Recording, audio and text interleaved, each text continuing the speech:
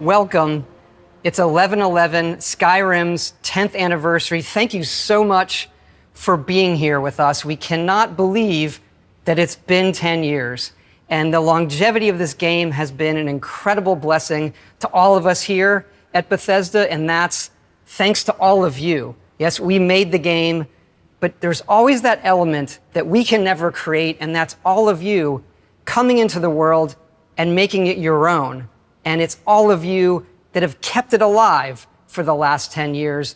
Just, it's so incredible, and we can't thank you enough for the passion and everything you've brought to the game, and that fuels us in everything that we do. When we start a game, we don't usually start with a list of features, really. We start with an experience. How do we want the player to feel when they enter the game, when they enter this world? And early in Skyrim's development, we had done a lot of concept art. We had some things running, and then we did the music. And we had pictured the Elder Scrolls theme sung by a barbarian choir in the voice of dragons. Easier said than pulled off, of course. We got the music, we started mixing it, and even within our company and our team, we felt we might have something. We weren't quite sure how the game was going to gel together. And then we cut this trailer to the early music with the concept art and that early footage. And it sang. It was incredible. Everybody in the team can probably remember that moment. And even today, when I hear the music and it rises up at the end in the trailer as the dragon flies through the valley, the hair literally stands up on my arms. So thank you for being here. I'd like to introduce the legendary London Symphony Orchestra and the London Voices Choir to take us once again on a journey through Skyrim.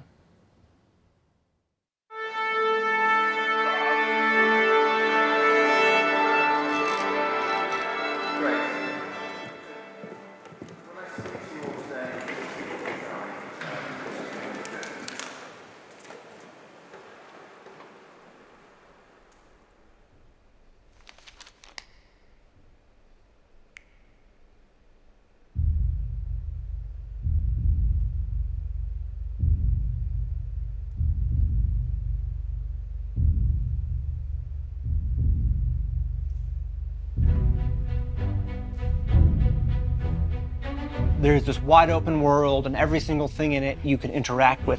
I'd never seen anything like that before. I'd never experienced that level of immersion. Just the opening, the way it pulls you in, this is better than any movie that I've ever seen. You gotta start learning about this world, because this world isn't about to teach you, because this world assumes you live in it. There's a lot of chaos, but I'm intrigued, because I like chaos.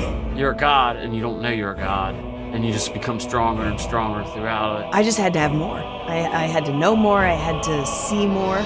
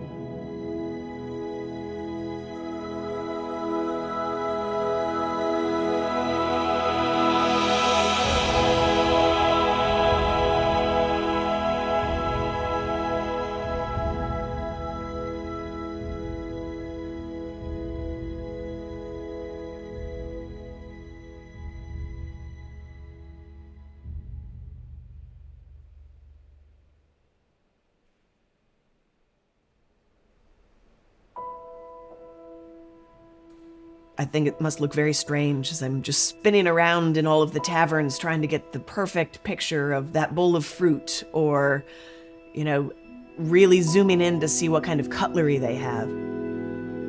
It's all these little obscure details that bring a world to life in our world.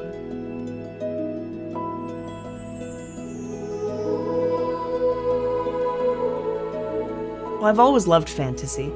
When I first played Skyrim, I'd never seen anything like that before. I'd never experienced that kind of immersion in a game. I just had to have more. If you lived in a world like Skyrim, wouldn't it be fun to make a meal from that?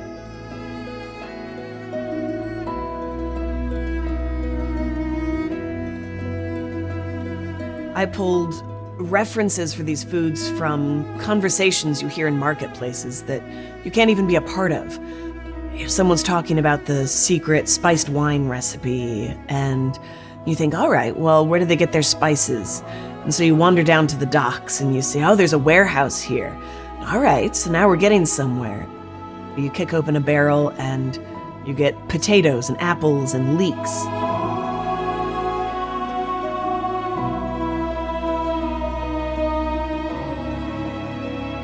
We suddenly found ourselves with a cookbook deal. I could not have anticipated this is where my life would go. To be gatekeepers to this hidden world, its sight, its sound, its taste. Skyrim has very simple food, but they combine for these flavor powerhouses. It's delicious.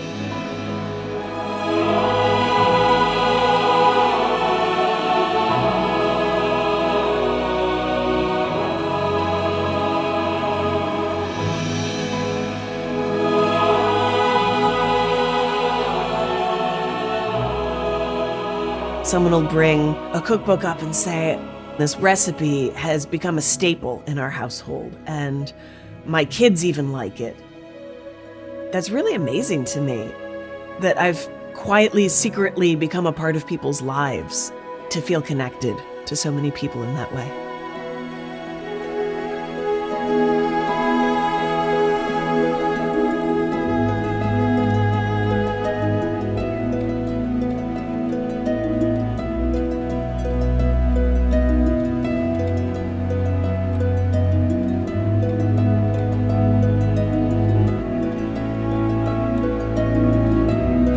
In Vermont, we have a very Skyrim-y winter, so all of the photos with snow are just in my backyard. It made me like winter a little bit better. It's beautiful in the game, so it makes it a little easier to find the beauty in real life, too.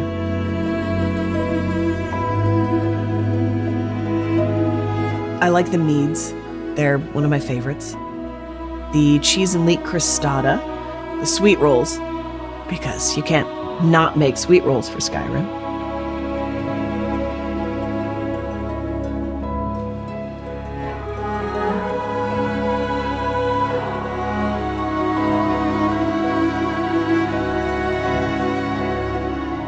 We could all use a little more escapism.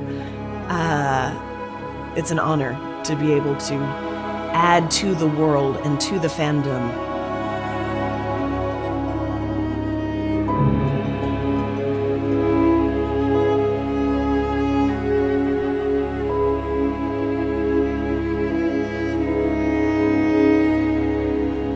It's going to forever be a part of this fandom and the community, and it's a lot of responsibility, but I try to take it very seriously. Not too seriously.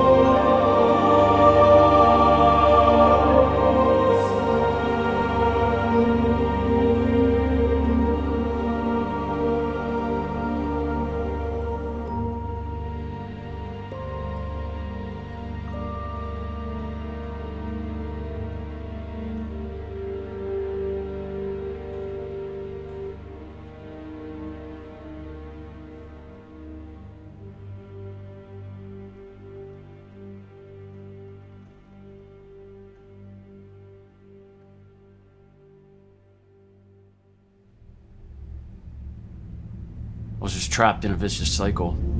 If I didn't change it, I was gonna end up dying either in a jail cell or dying in an abandoned house somewhere with a needle in my arm.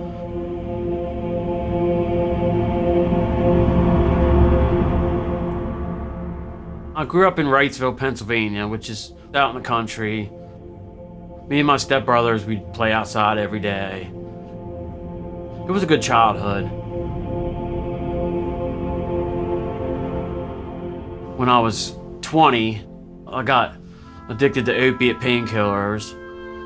After that, it was just a slope downhill to where eventually I was shooting heroin.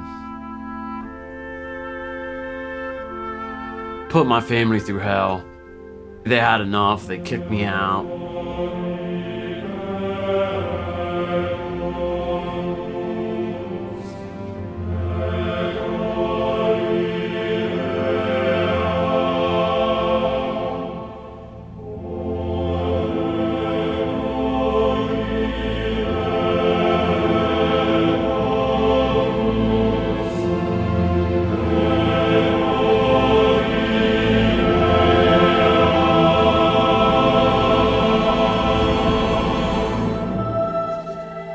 Just homeless on the streets. I just wanted to find a place to sleep, place to eat, and get my next fix of drugs. Day to day, try to survive, didn't have no hope for the future.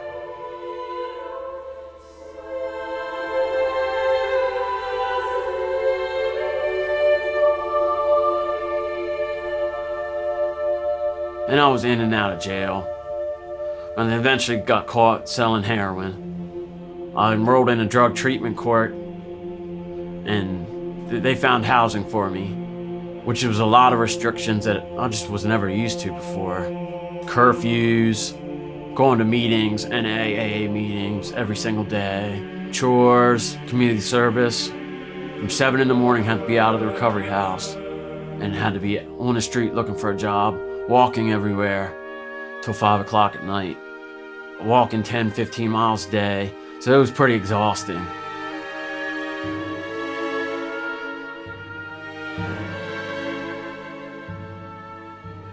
There was an old Xbox 360 sitting at the halfway house with a copy of Skyrim in there.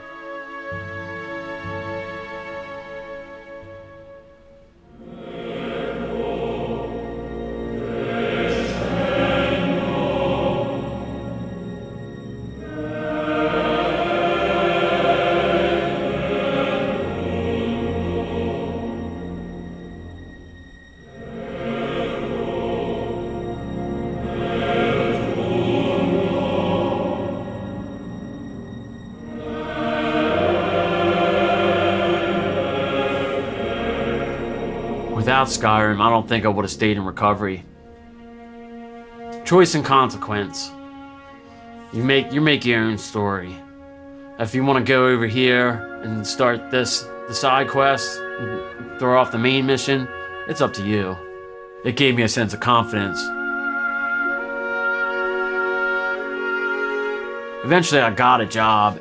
That helped me to maintain that schedule, to make sure I made all my meetings. I still focused on Skyrim, still daydream about it while I was working.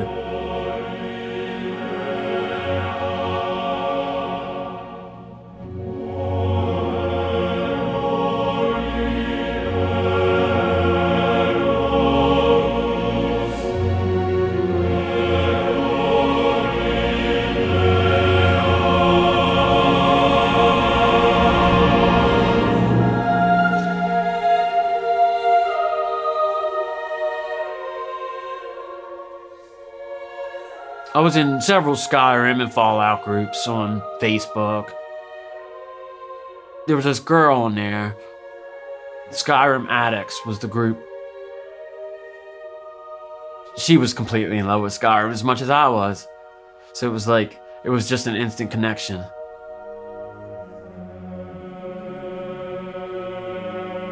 She started a new character, Khajiit, stealth archer like everyone does. But yeah, it was pretty good. 3 years later, that's my fiance.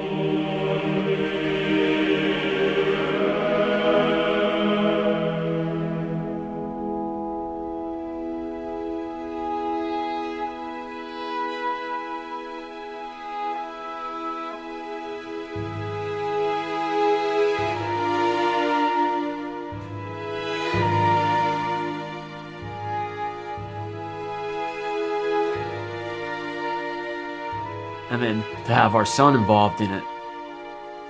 Instead of having a teddy bear, he walks around with a sword.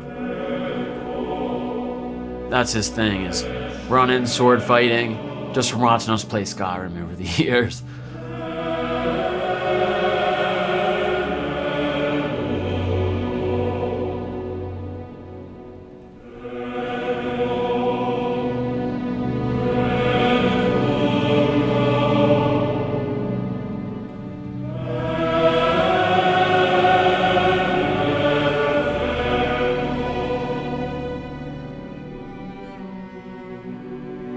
If you're addicted to drugs, you're in chains. You're bound in chains. When I decided to change my life, I was in chains, just like the start of Skyrim.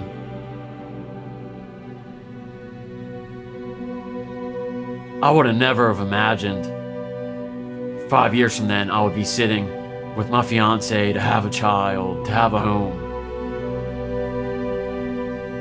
where I don't have to worry about being alone. I would have never dreamed of, never even thought it was possible.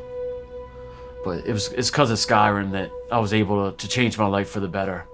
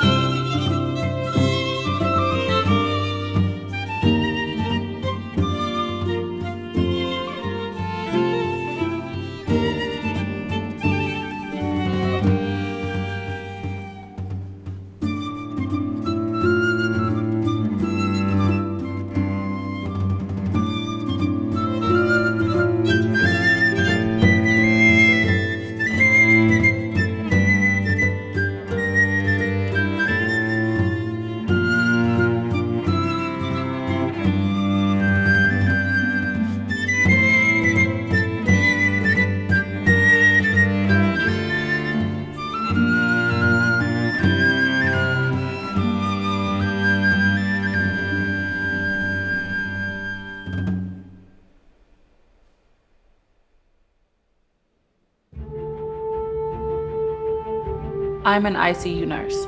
I want to bring the compassion and the love from nursing into gaming.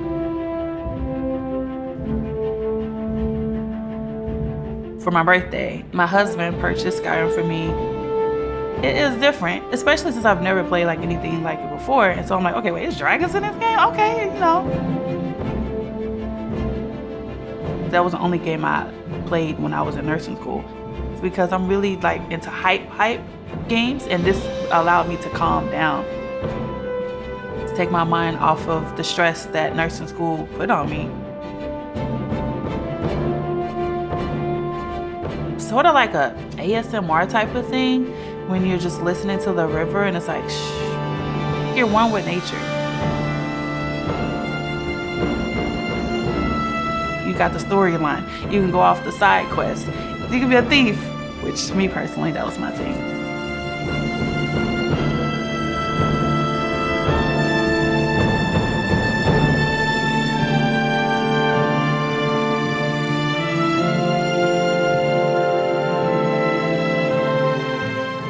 With Skyrim, you can't predict what's gonna happen because the dragon just pop up out of anywhere and then you're like, okay, here we go. It's the same like with nursing and the patients. They're scared. You have to make sure you put your game face on.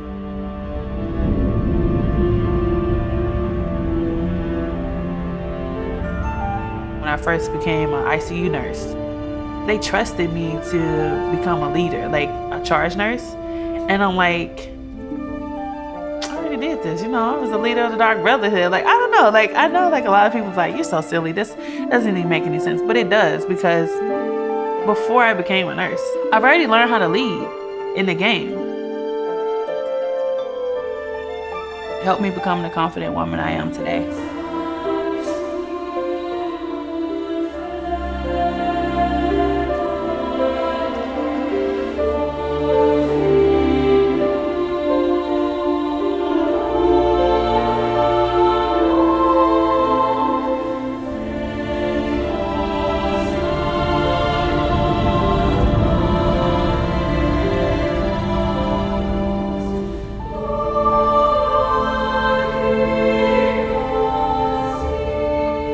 Some we can't save, but the ones that we do, after they get better, they'll come back and I'm like, hey, I appreciate you taking care of me. You don't understand, you saved my life, you helped me.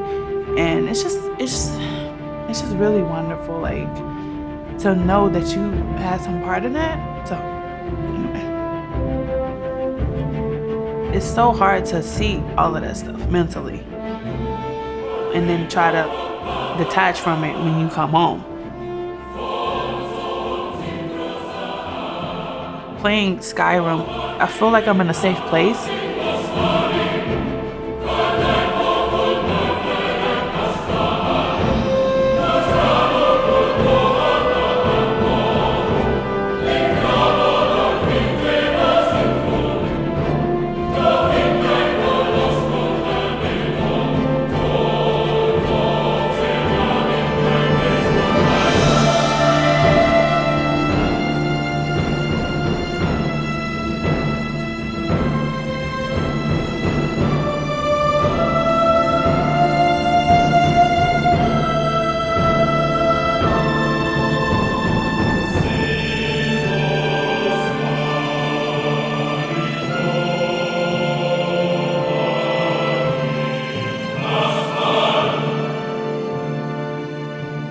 I just want everybody to see that a video game could impact my life in so many ways. All right, hey y'all. I'm the community manager for Nora Network. Yo, your hair look good though, for real. What you do to it? It's like a sisterhood, Black femmes mostly, because it's Black women and non-binary. We're here making sure everybody is understanding their worth.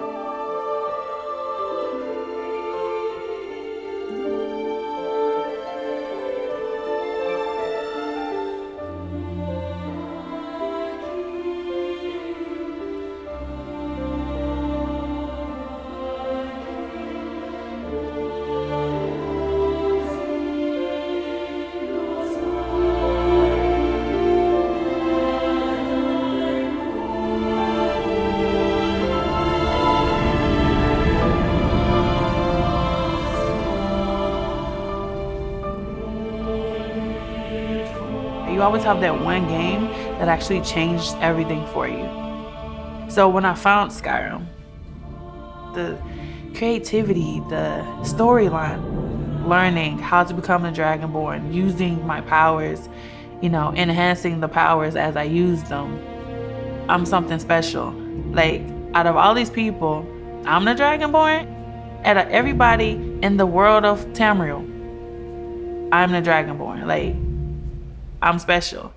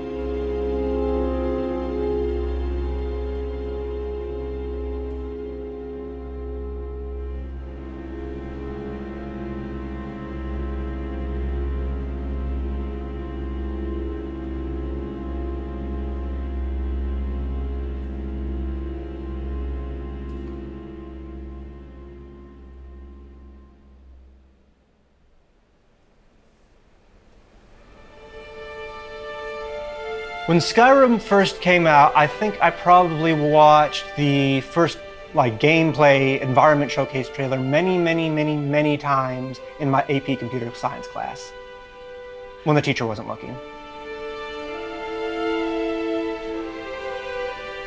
You could go to any place, the world was massive, and every single thing in the world you could interact with. And that was just astounding for me at the time.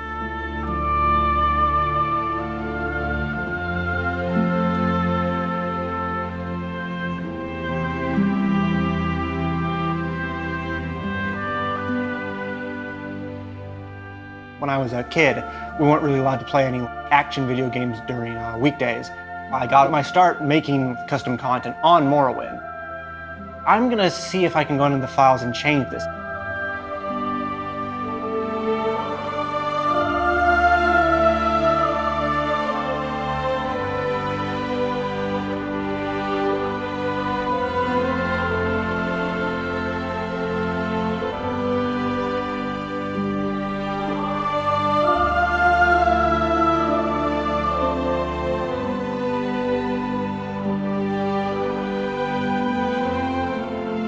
My parents thought it was like working like an Excel spreadsheet.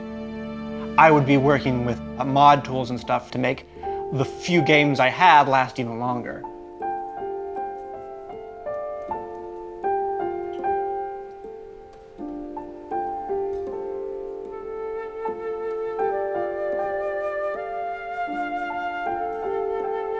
I've made roughly around 40 mods for Skyrim, give or take, of various sizes.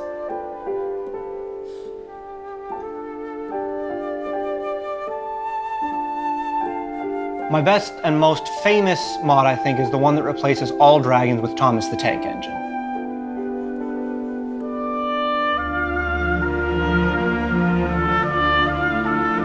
If a game doesn't have a train, I mean, is it really a game? Is it? I don't think so.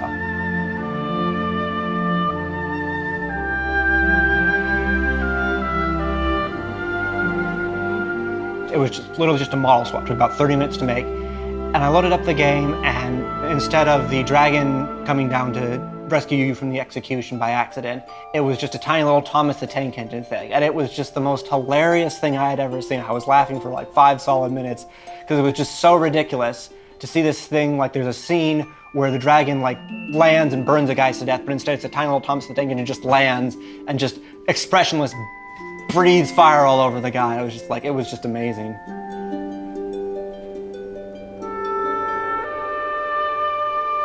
And it just exploded in ways I hadn't imagined. 3 days later, the video had reached 2.5 million views.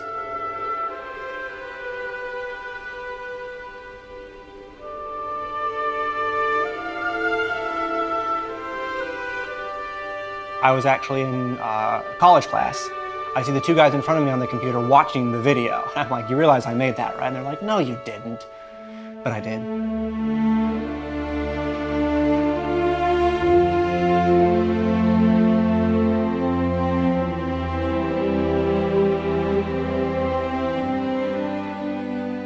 There's such a support from the developers themselves for mods and allowing mods to be done in ways that they probably didn't foresee, but they are absolutely okay with.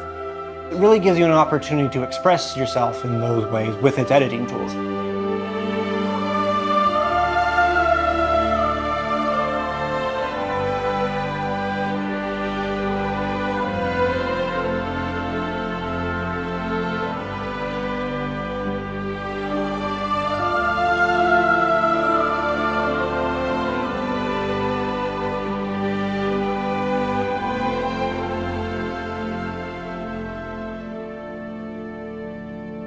Every day, fans are making this game even more massive. There's always new content to download and play. There's always new quest lines. There's always new technology being developed by modders to push the game even further beyond.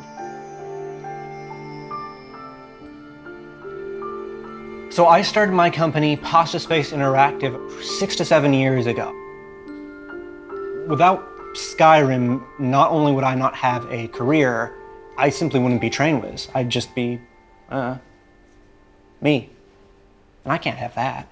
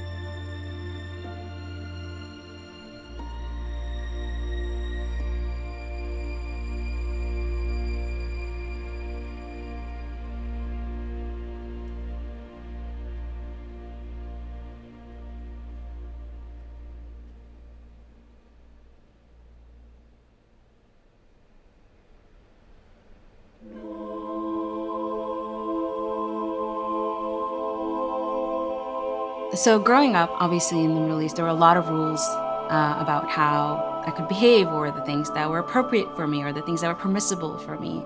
And even though those rules weren't set out in stone, they were sort of understood by all girls. As much as my parents supported me, they really didn't like that I wanted to go in and play Street Fighter. I definitely remember the first time I saw Skyrim. I walked into my then boyfriend's apartment to surprise him because he lived in a different city. And he was just hooked to his computer, chopping wood nonstop. And he didn't even notice that I had walked in. Hey, surprise, I'm here. And he looked up, and then after greeting me, he went right back to chopping wood. And seeing that wilderness, and you can actually feel that cold. I didn't know a video game could make you feel like that. The open world, to the characters, the customization. When you go on an adventure like that together, it just kind of bonds you from the start.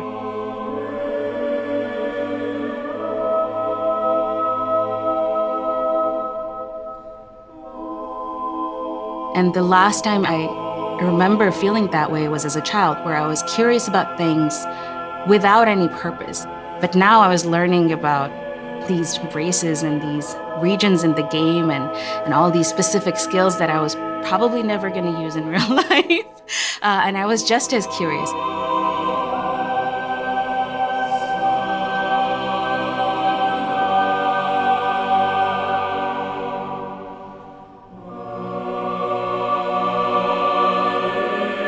I thought I wanted to teach. Getting an education changed my whole family's trajectory. And he was like, what if you could do that through video games? You know, all these kids play games, and if you really want to teach them something, maybe you should consider making a video game. I was like, I have no idea how to make a video game. He's like, I do. And you want to teach, maybe we could try making something together. And I said yes. I said yes to many things after that. That was the beginning of many yeses after that. And we shortly got married and started a studio.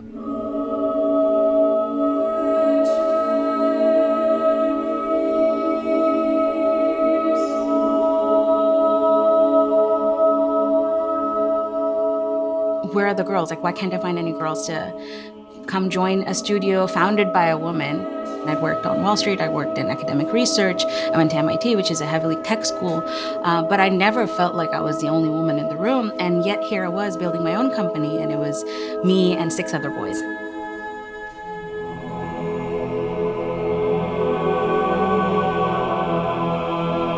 That was sort of the beginning of a social experiment that we now call Girls Make Games. We just wanted to run one summer camp and meet a whole bunch of girls who self-identified as gamers and ask them, you know, what they liked about games and whether they would consider working in the industry growing up. And it was such an emotional experience for everyone. They had found a place where they felt validated. It's hard to not be moved by that passion. And that was sort of like after the first summer, I went back to my team and I was like, hey guys, I think I'm gonna do this for a few years. And it's been 8 years since. To us, Skyrim is like that friend that brought us together, that friend that made the introduction, because we had just met and we're getting to know each other, and I was getting to know video games alongside him.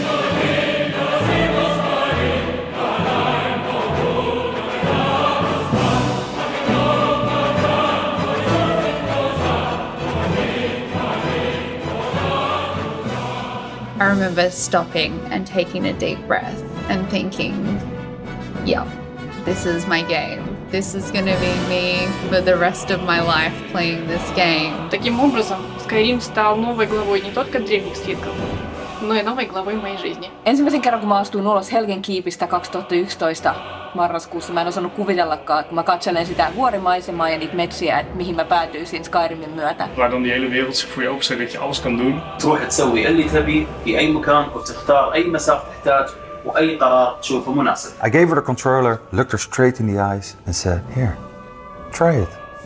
She played from 10 p.m. till 4 in the morning. El juego me ha marcado porque llevo un tatuaje del logo de Skyrim. It almost feels like it was just yesterday that I was traveling up a mountain for the first time. I could feel the icy wind. I could hear a dragon roaring and flying in the distance. Le combat contre la première araignée m'a foutu la peur de ma vie. صراحة حرفيا قفلت اللعبة أكثر من مرة. We kept playing it, passing the baby and the controller back and forth. El tema de Skyrim me ha calado tan profundo que incluso he escrito varias novelas sobre Skyrim. Мне потребовалось научиться гриму для образов, и теперь я профессионально работаю гример. سكايرم خلتني أتعمق أكثر في عوالم الألعاب المفتوحة خصوصا ألعاب الرول بلاي. La montagne, la forêt, le tertre. Oh bah Skyrim, c'est avant tout des sujets de conversation où que vous soyez, puisque qui n'a pas joué à Skyrim après tout. El juego ha tenido demasiado impacto en mi vida, gracias a él he logrado formar una comunidad muy grande y además he conocido un montón de personas importantes para mí que comparten la misma pasión que yo por el propio juego. I'll probably be playing Skyrim in another 10 years' time. I am still learning and finding new discoveries, locations, quests, characters. Yıllardır oynuyorum, yıllarca da oynarım. Parece que no importa cuánto juegues, siempre habrá algo nuevo a la vuelta de la esquina. It changed it for me. Like, it gave me more inspiration. The amazing impact Skyrim and the Elder Scrolls has had on my life. Because it is so rich a world, it really raises the bar. It's become less of a game and more like a platform for expression. I've reached a point in my life where I can't imagine what it would be like otherwise.